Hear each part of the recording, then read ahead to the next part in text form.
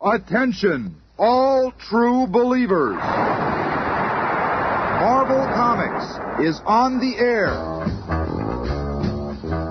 Out of the pages of the world's greatest comic magazine come the adventures of the Fantastic Four. This week's story revolves around a menace from the sea, and we'll begin our shanty in just half a moment.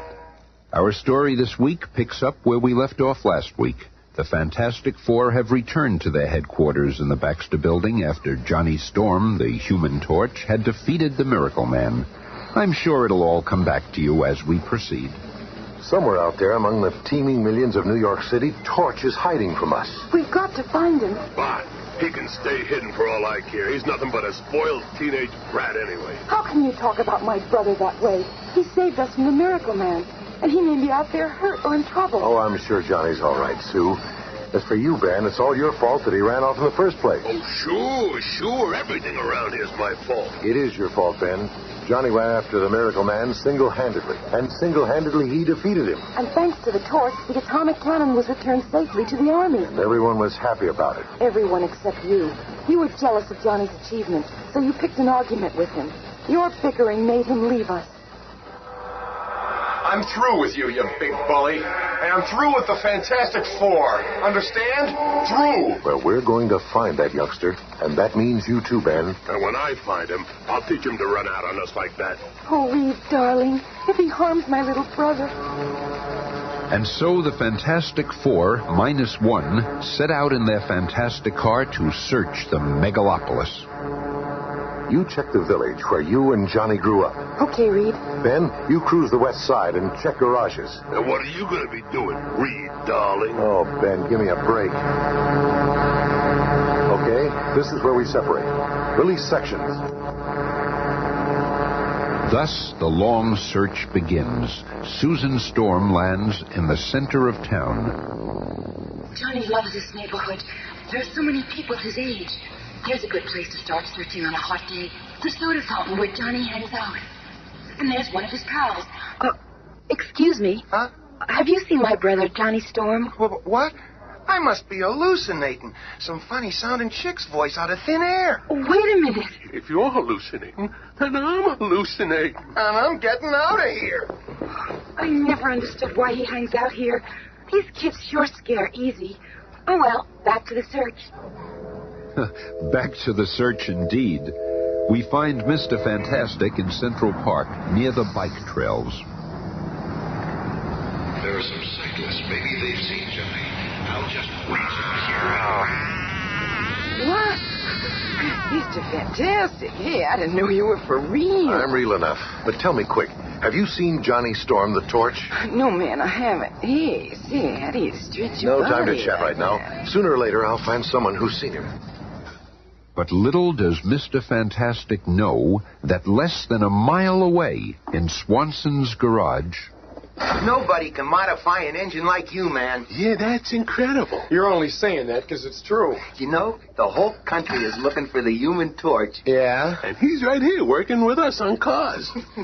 Well, I've got to do a little welding, guys, so step back for a few seconds. Flame on. Hey, Johnny, I didn't know you could ignite parts of your body. The flame from my finger beats a welding torch any day. It's really nifty. Every time I use my flame, I learn new things I can do with it. By concentrating, I can keep it away from that gasoline. But if I wanted to, I could merge my flame with that barrel of oil and keep this place heated for months at almost no cost. Wow. Reed and I have done a series of tests. But as Johnny explains his superhuman abilities, one of his ex-teammates is right outside, preparing to demonstrate his. Before I knock myself out searching this whole city for that squirt, I'll play a hunch. The thing, bright matchstick. And now I'm going to show you what we do to deserters. You can't beat the torch thing. He's too hot for you. That flame doesn't scare me. There's gasoline all over here. One spark and your pals will be statistics. I'm getting out of here before I'm blown up. Flame off, Torch. Flame off or I'll drop this jalopy right on you and we'll all be blown to bits. Drop the car thing. Sure, I'll drop the car. Now I'll take care of you. You've always laughed at me because I'm ugly. So why aren't you laughing now, punk? Lay off, thing. I'm warning you. Don't worry, sonny boy. I won't spoil your pretty face. I'm just gonna rough you up a little so you won't forget who's boss around here. Knock it off, Thing. I'm not going to warn you again. Warn me? I'm telling you, I'm gonna. I'm talking. Becoming human again. At last. I better get out of here while the getting's good. A man. I'm a normal man again. Flame on. Go ahead and fly away, you flaming freak. I'm a man again. The poor fool. It's just a temporary change. He'll soon be the thing again. His is the cruelest cosmic power of all. My hand.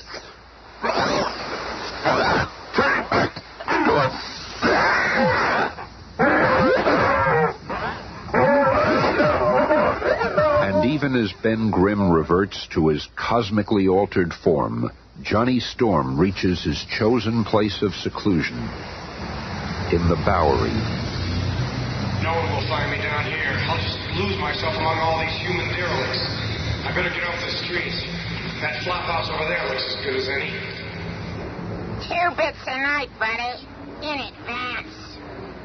Well, Johnny wanted the anonymity of the Bowery, and for his 2 bits, he shared a room with 15 other men, all similarly inclined.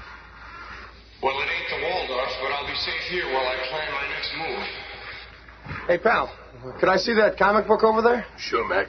Here you go. Submariner. I remember someone talking about him. He was the world's most unusual character. He lived underwater and was as strong as 10 men. I wonder what happened to him.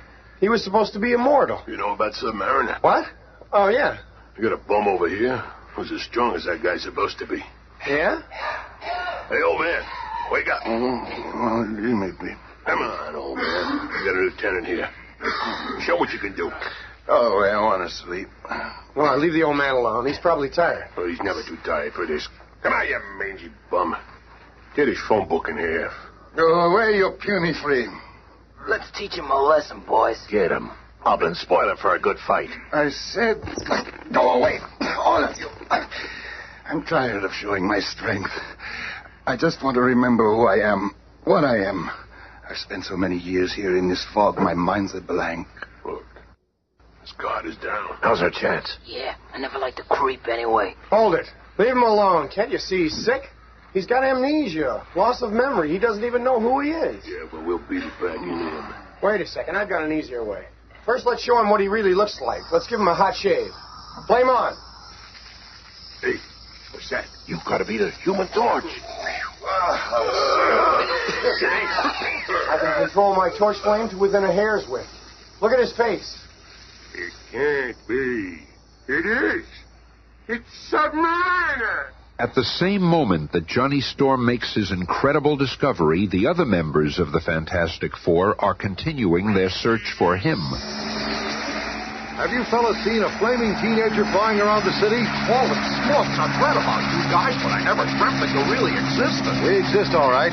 Now, how about it? Have you seen the torch? No. Well, if you do, contact the Fantastic Four. Susan Storm, too, prowls the vast metropolis as the Invisible Girl. I've traveled all the way down to the Bowery, a refuge for lost souls. I can't believe that I'd find Johnny here. Come on, pal. If you are Submariner, I know one thing that will bring back your memory for sure. If you can, I'll be forever in your debt. I'm wasting precious time. I'll continue down and look for Johnny in Chinatown. And once more, destiny dabbles with the fate of humans. Susan Storm, less than 10 feet from her brother, turns and walks away, not seeing the subject of her search. Okay, the coast is clear. Flame on. No, you're a demon. It's okay. You're safe from my flame. We're just going for a little flight test. See? There's the Atlantic Ocean. But you... Easy, pal. I won't drop you. Not yet. If he is Submariner, the sea will bring back his memory. If not, I'll dive in and save him. No!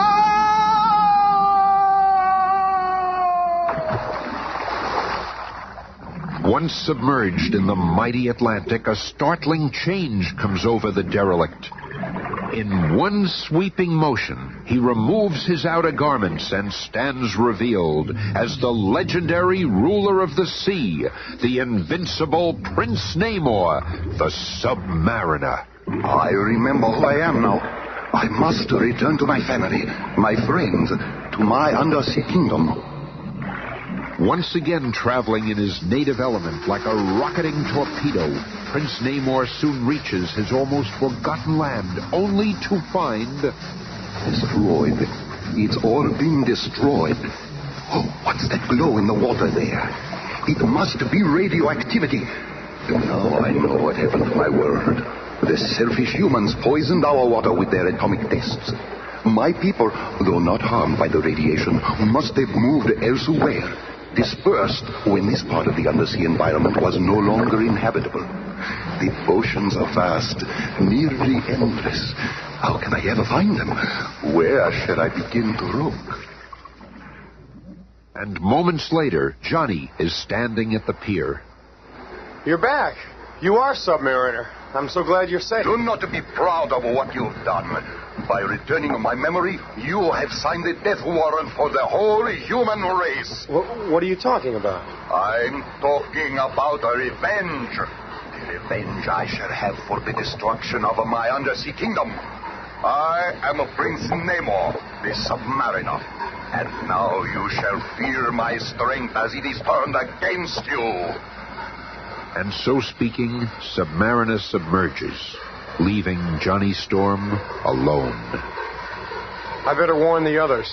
My grudge with Ben is insignificant compared to the threat from Submariner. Seconds later, the other three members of the super team see the Fantastic Four emergency flare in the sky. Look, it must be a signal from Johnny. It's coming from the piers by the river. Why can't that rat stay out of trouble? Faster, Reed, faster. He must be in danger. Easy, Sue. We're almost there. There he is. I got eyes. I can see him. What's the idea of shooting off that flare? You're only supposed to use it in emergencies. This is an emergency, you big ape. What'd you call me? Quiet, Ben. What is it, Johnny? Well, we're going to need each other now. Submariner is back, and I just wanted to tell you. Submariner? I thought he died long ago. Well, he's alive, all right, and from what I've seen, he's more dangerous than ever. Bah, who's worried? Nothing human can stand up to the Thing. That's just it, big boy. He ain't human. Prince Namor of the Sea isn't quite human. His race was old when our sun was young, and he knows well the secrets of the deep. I shall unleash a monster upon mankind, the likes of which they have never even dreamed. Ah, there he is, slumbering still, as he has done for ages. The largest living creature in all the world, the deadly Giganto. His slumber can only be interrupted by his trumpet shell, which my ancestors buried here centuries ago. Come, Giganto, it is time. Ah, it's working. I have awakened the monster. Now nothing can stop him. He will follow the trumpet shell wherever it leads. And in the hands of the vengeful Submariner, the trumpet shell leads Giganto to the surface world. Look, Captain, off the port bow. What do you make of that? Oh, madre de Dios. It is huge. He's right for us, sir. To the lifeboat, men. He's going to earn his ship. Mindlessly, a giant sea behemoth splinters the tiny tramp steamer as the crew barely manages to escape to sound the alarm, and within minutes, for the first time in history, the order is given to evacuate New York City. Don't panic. Everybody just keep moving. We've got plenty of time. Everyone will get out safely. Keep moving. Keep moving. And through the now silent canyons of the huge city, the nation's most powerful weapons are brought into place, and the battle is at hand.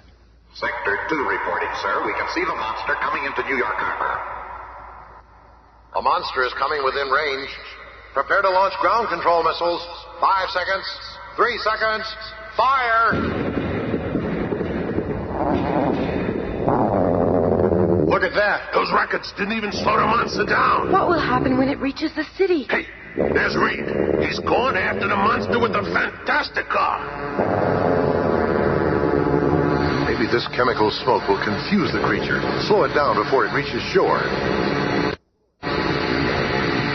The Fantastic Four are keeping Giganto from reaching the city. Another blast on my horn will set him straight. Like something out of a nightmare, the hulking mountain of a monster slowly turns, following the sound of the trumpet shell, and the beast crashes into the city. He'll wreck the city if he's not stopped. It's like a giant whale. But it walks. Gives me an idea. Moving like a man possessed, the thing rushes to the military supply depot and returns. What's that bomb? Strapped to your back. Nuclear bomb. I can't believe it. Relax, kids. I ain't no hero. I'll be back. You wait and see. And as night falls on an evacuated New York City, the lumbering thing, with a timed nuclear bomb strapped to his back, finds Giganto sleeping on Fifth Avenue.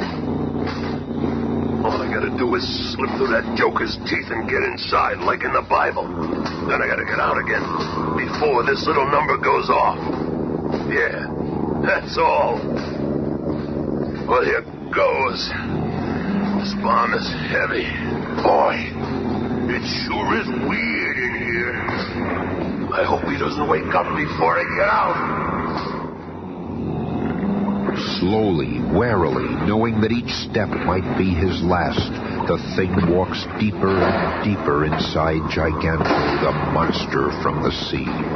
Past remains of long since forgotten vessels, victims of this enormous creature. This big guy could swallow sea monsters whole. Yeah, I'm one of them. I've fought just about everything else in my day. I might as well whip you, too.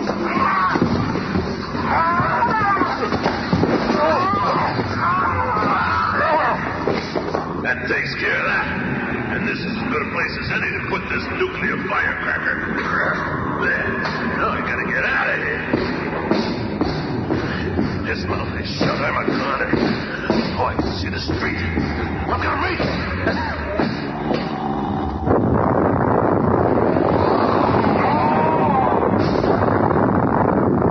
Ben did it.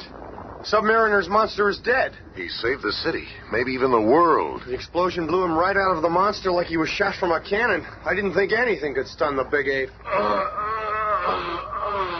I hate to admit this, Ben, but I'm proud of you. So what, Squirt? Letting it die will get you. That horn.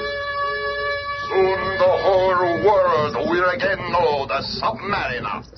You haven't beaten me, and with the power of this horn, I shall summon countless others to attack you. I will have my revenge. So, it's the horn. What? I'll take that. It's floating in midair. That can't be. I'll find the answer. Oh! I thought so. A human, but an invisible human. Give up. You cannot win. And seeing the futility of her struggle, the invisible girl becomes Susan Storm, prisoner of the Submariner. Well, this is a prize worth catching. You are the loveliest human I've ever seen. If you will be my bride, I will show mercy to the rest of your pitiful race. How can I make such a choice? You won't have to, Susan. We're here now, sis. Oh, we're gonna fix you, Fishman. Fools! You are finished. Now I will have this girl and my revenge. The next time you hear this horn, I shall unleash millions of undersea monsters, such as mankind has never seen. Helpless before the invincible attack, you shall be driven out of your cities and returned to the caves from whence you came. Oh, you mustn't. I'll become your bride. You speak as though you are sacrificing yourself. You realize that I offer you the honor of becoming a Princess Namora, bride of a Submariner, Queen of the Sea. This has gone far enough. You're crazy. Let me at him. Lay my hands on that scale-bellied fish bait. You fool! He's more powerful than we thought. This calls for a stunt only the Human Torch can do. Flame on! After reaching an altitude of 1,000 feet, The Human Torch begins circling in an expanding ring above the Submariner, creating at first a light wind and then building into a tornado of unimaginable force. So powerful and well-aimed is the vortex that Submariner forgets about Sue and devotes his energy to the whirling wind about him. I'm being sucked into it. The pressure is unbearable. It's pulling me off the ground. Torch's tornado hurls Submariner's helpless form higher and higher until finally he and his victim are over the deepest part of the vast Atlantic. Now this ought to put the world in proper perspective for you. The menacing sea trumpet slips from the hand of Prince Namor and is lost in the depths forever.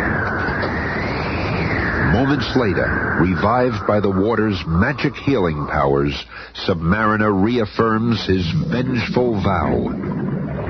You humans may be strong, but not strong enough to defeat Namor. When I return, I will reduce you to cavemen.